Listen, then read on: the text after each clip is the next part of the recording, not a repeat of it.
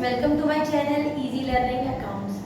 आज की इस वीडियो में हम पढ़ेंगे issue of debentures other than cash, that means in consideration.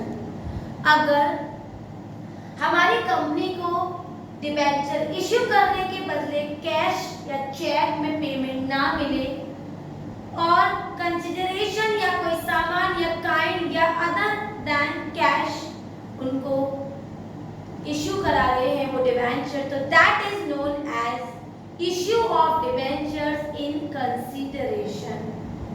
इसके कौन कौन से सर्कमस्टेंसेस होते हैं उनको आज पढ़ेंगे और उनकी जनरलिटीज को देखेंगे। मैंने आपको लिखा हुआ है what is the meaning of issue of debenture in consideration other than cash. तो वो होता है हमारा it means that the company has not received amount in cash or in check against the debenture issue।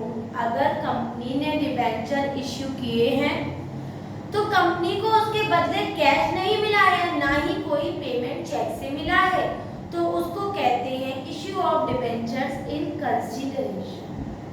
उसके कौन कौन से circumstances होते हैं, क्या क्या केसेस होते हैं, उसे हम देखेंगे। तो issue of debenture in consideration के हमारे पास 3 सर्कमस्टेंसेस हैं बेटा। क्वेश्चन जो सर्कमस्टेंस के बारे में बोल रहा है उस हिसाब से हम ट्रीटमेंट करेंगे। तो उसकी पहली सर्कमस्टेंस होती है issue of debentures to promoters. हमारी कंपनी को प्रमोट करने वाले कई प्रमोटर्स होते हैं बेटा। यही कॉन्सेप्ट हमने कहीं ना कहीं शेयर में भी पढ़ा था, वहां पर भी प्रमोटर्स थे, इनकॉर्पोरेटर्स थे, और हमने एसेट्स परचेज की थी, बिल्डिंग्स, या फिर हमने पूरा बिजनेस परचेज किया था। सेम चीजें डिबेंचर्स में भी रिपीट कर रहे हैं, इसलिए आपको पढ़ने में आसानी होगी। तो प्रमोटर्स वो होते हैं जो हमारी कंपनी को प्रमोट करने के लिए वैल्यूएबल होते हैं और हमारे लिए हेल्पफुल होते हैं। तो जब भी issue of debenture in promoters होगा तो हमारे पास 2 ट्रीटमेंट होंगे, पहला होगा ड्यू का और दूसरा होगा हमारा अलॉटमेंट का, मतलब पेमेंट देने। तो पहली एंट्री जो हमारी प्रमोटर्स की होती है वो होती है incorporation expenses account debit to promoters account. ये ड्यू की एंट्री है, पेबल बताएगा कि इतना अमाउंट प्रमोटर्स को अभी हमें देना है। और हम किसी चीज को प्रमोट कर रहे हैं तो उससे पहले हमें कई खर्चे करने पड़ते हैं, जैसे बेटा हमारे इनकॉर्पोरेशन के खर्चे, मतलब कोई भी चीज को प्रमोट करने के लिए जो हमें खर्चे करने पड़ते हैं तो वो कितने ड्यू हैं हम पहली एंट्री में बताएंगे। किस एंट्री से? Incorporation expenses account debit to promoters account being incorporation expenses payable, और दूसरी होगी अमाउंट देने की, तो promoters account debit to percentage debenture account being debenture allotted to the promoters. Promoters को हमने डिबेंचर्स अलॉट कर दी।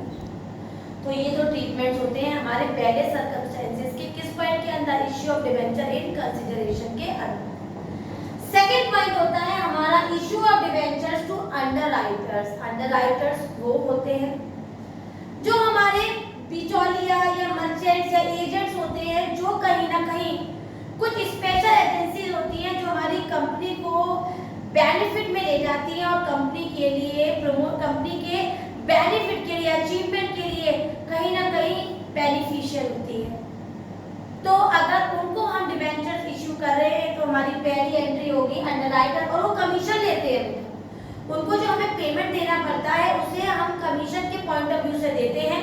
तो underwriting commission account debit to underwriters account, due की एंट्री है कि ये पैसा हमें अंडरराइटर को देना है। और दूसरी एंट्री होती है underwriters account debit to percentage debenture account being debenture issued to the underwriters. तो पहली सर्कमस्टेंसेस में हमने क्या किया, हमने डिबेंचर इश्यू करे किसको बेटा, प्रमोटर्स को, कंपनी को प्रमोट करने के लिए, और दूसरे सर्कमस्टेंसेस में हमने अंडरराइटर्स को एज अ कमीशन पेमेंट दिया, क्यों, for the benefit of the company only. पहले मैंने ड्यू की एंट्री बताई और दूसरी डिबेंचर अलॉट करने की एंट्री की। तीसरी सर्कमस्टेंसेस जो हमारे कंसीडरेशन में होती है बेटा वो होती है जब हम किसी कंपनी से या कहीं से एसेट्स परचेज करते हैं। क्या परचेज करते हैं बेटा? एसेट्स परचेज करते हैं। तो बेटा अगर मैंने किसी किसी वेंडर से मैंने कोई एसेट्स परचेज करे हैं, तो याद रखना हम परचेज दो चीजें कर सकते हैं। या तो हमने कोई एसेट्स परचेज किए तो एंट्री हो गई इफ एसेट्स परचेज, तो इसकी अगर स्टेटमेंट होगी तो एंट्री होगी हमारे पास क्या आ जाएंगे बेटा, एसेट्स आ जाएंगे। तो एसेट्स अकाउंट डेबिट, और बेटा किससे खरीदी है हमने, किसी बेचने वाले से, मतलब वेंडर से, to vendors account being assets purchase. और अगर क्वेश्चन कह रहा है कि हमने पूरा बिजनेस ही परचेज कर लिया, तो एंट्री बनेगी बेटा, ये तो हो गई हमारी एसेट परचेज की।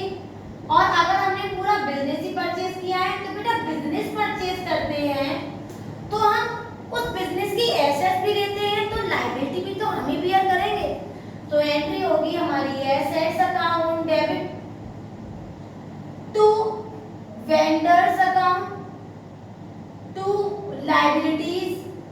और इन दोनों को लिखने के बाद अगर डेबिट साइड ज्यादा है और क्रेडिट साइड कम है तो बैलेंसिंग होगी कैपिटल रिजर्व से बैलेंसिंग, ठीक है बेटा।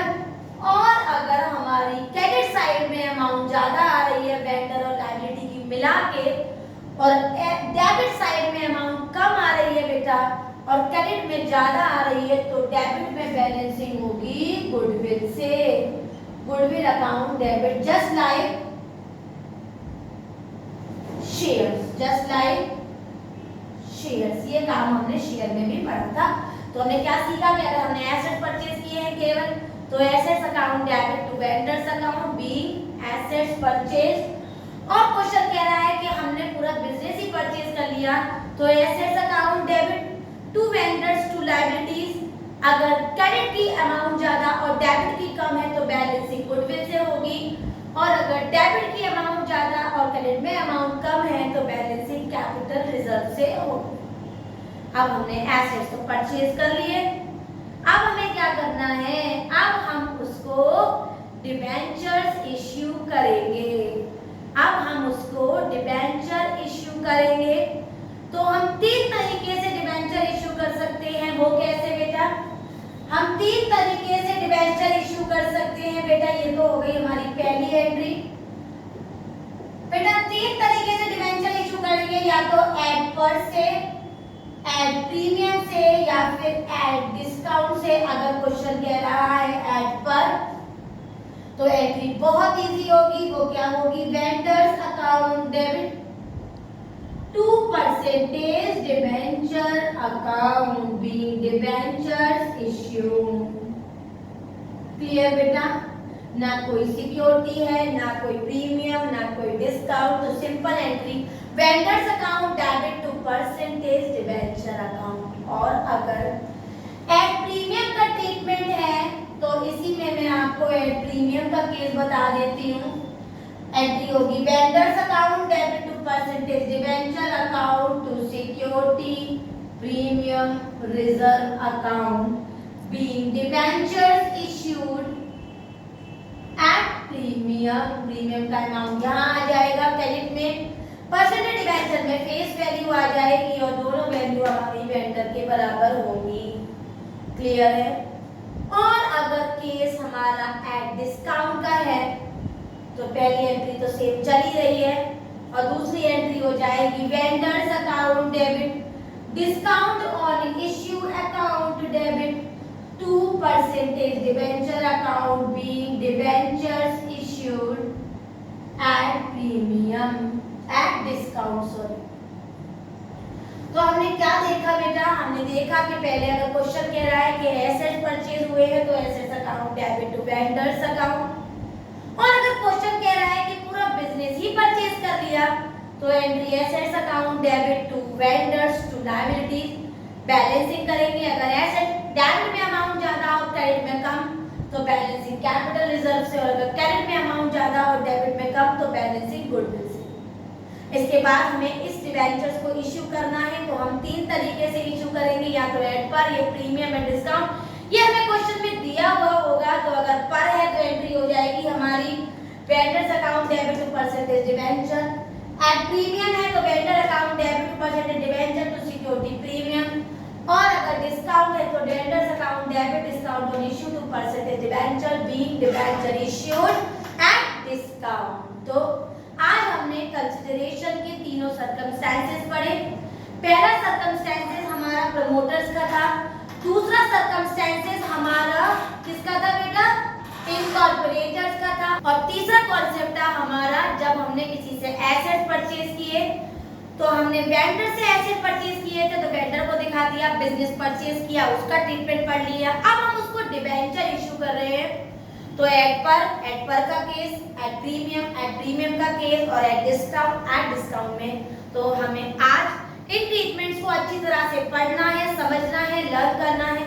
कल इसी ट्रीटमेंट के बेस में आपको क्वेश्चंस कराऊंगी ताकि आपको अच्छी तरह इन ट्रीटमेंट्स को कैसे पुट करते हैं वो याद रहे। एक चीज और बस आपको याद रखनी है कल के लिए, वो ये कि अगर क्वेश्चन में डिबेंचर्स ना दिए हों को कितने डिबेंचर कैसे इशू करें तो उसको निकालने का एक फॉर्मूला याद रखना जो हमने शेयर में याद किया था, परचेज कंसीडरेशन अपॉन इश्यू पर प्राइस। तो अगर हमारा प्रीमियम है तो हम फेस वैल्यू में प्राइस प्रीमियम को ऐड कर देंगे, डिवाइड करेंगे कितने की परचेजिंग हुई है। डिस्काउंट है तो हम फेस वैल्यू से डिस्काउंट को माइनस कर देंगे, और अगर एट पर है तो सेम फेस वैल्यू से डिवाइड करेंगे। अगर पर है तो डिस्काउंट में ये केस करेंगे और प्रीमियम में ऐड करेंगे और परचेज कंसीडरेशन से ऐड कर देंगे तो हमारा इश्यू पर डिबेंचर निकल आएगा। इसको याद रखेंगे। वीडियो समझ में आए हो, सारे पॉइंट्स क्लियर हो गए हो तो मेरी वीडियो को लाइक करें, शेयर करें और चैनल को सब्सक्राइब जरूर करें। Thank you.